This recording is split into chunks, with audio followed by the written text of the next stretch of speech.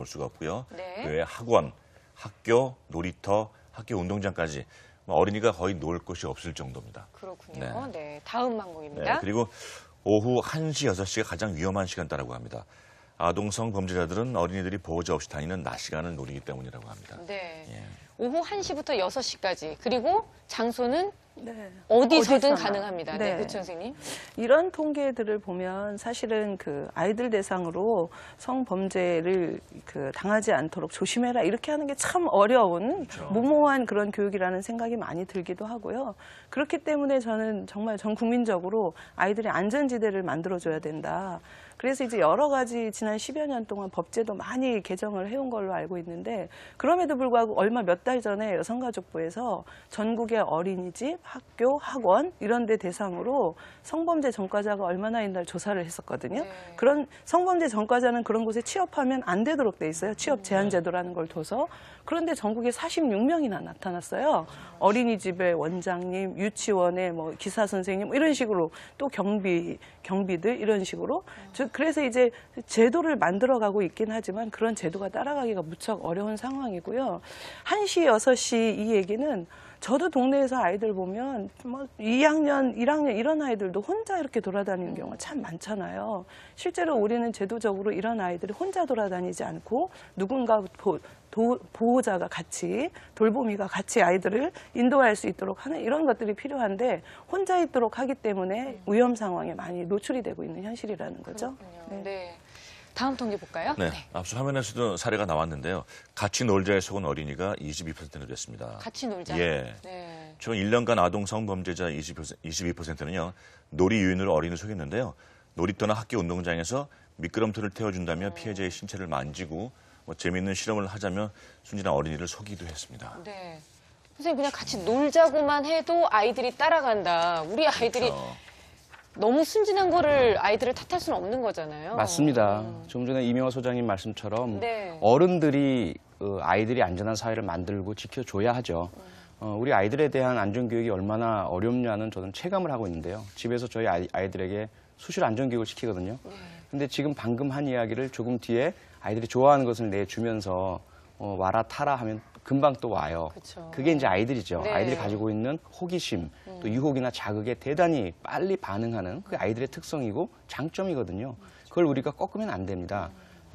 다만 그럼에도 불구하고 우리가 아직까지 완벽하게 아이들을 지켜주지 못하니까 아이들 스스로가 자신을 안전하게 지킬 수 있는 그런 교육 훈련은 분명히 필요합니다. 네. 이것을 사실은 우리가 조건화라는 어떤 이론으로 설명을 하거든요. 조건 반사처럼 아이들 스스로가 어른과 같이 있을 때는 좀 거리도 유지하고 또 자신에게 유혹적인 말을 하는 어른에게 대해서는 좀 안전한 대책을 하고 부모님께 전화하고 네. 이러한 그 반응을 하도록 자꾸 반복해서 역할극이나 훈련을 시켜줘야만 조건 반사적으로 대응하게 되죠. 네. 아니, 근데 굉장히 아이들 입장에서도 혼란스러울 것 같아요. 왜냐하면 우리가 대부분 어른들이 도와달라고 하면 도와드려야 되고 누가 길을 물어보면 그 자세하게 가르쳐드려야 되고 이래야 착한 아이라는 인식이 어렸을 때부터 지금까지도 그 아이들을 가르치고 있는데 아까 봤던 것처럼 그런 것에 응했을 때 아이가 성폭력의 피해자가 될 수도 있는 거잖아요. 맞습니다. 네. 그래서 제가 요새 그 신예절 문화라는 말을 자주 하고 다니는데요.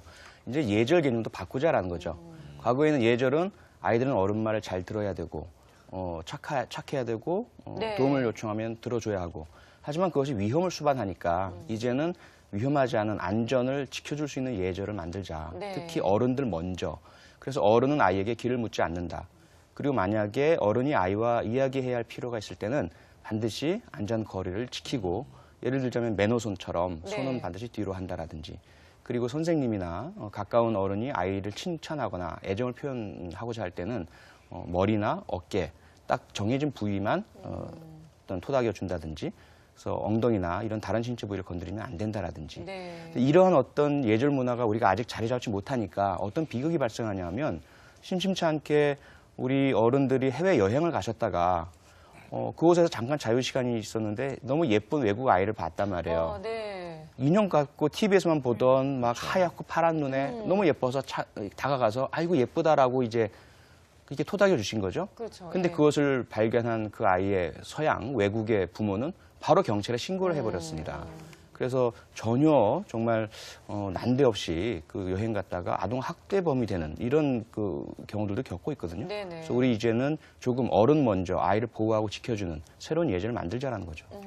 정말 좋은 제안이긴 한데요. 그쵸. 저희 어릴 때는 어르신들 짐 들여다 드리고 그렇죠. 길 모르면 아까지 모시다 이게 착한 아이였거든요. 네. 그런 문화가 뭐 새로운 문화가 정착되기 힘들겠지만 집에서 부모가 아이들을 가르칠 때 어른들하고 얘기할 때는 거리를 둬라 뭐 그렇게 얘기하는 게 예의다. 이렇게 이제 가르칠 수밖에 없고 그렇게 돼야 되겠네요. 네, 이제는. 그렇죠. 예. 그러니까 어른들부터 그렇게 해주셔야 될 것 같아요. 선생님 맞습니다. 아까 뭐 예. 얘기할 때 거리 얘기를 하셨는데 그 안전 거리라는 게 얼마 정도를 얘기하시는 건가요? 그렇다고 저만큼 떨어져서 우리가 얘기할 수는 없잖아요. 그렇습니다. 사실 이게 심리학적으로 이제 임계거리라고 합니다. 네. 내가 알거나 좋아하지 않는 사람과 가까이 있을 때 불편해지잖아요. 그 거리가 이제 임계 제한 거리거든요.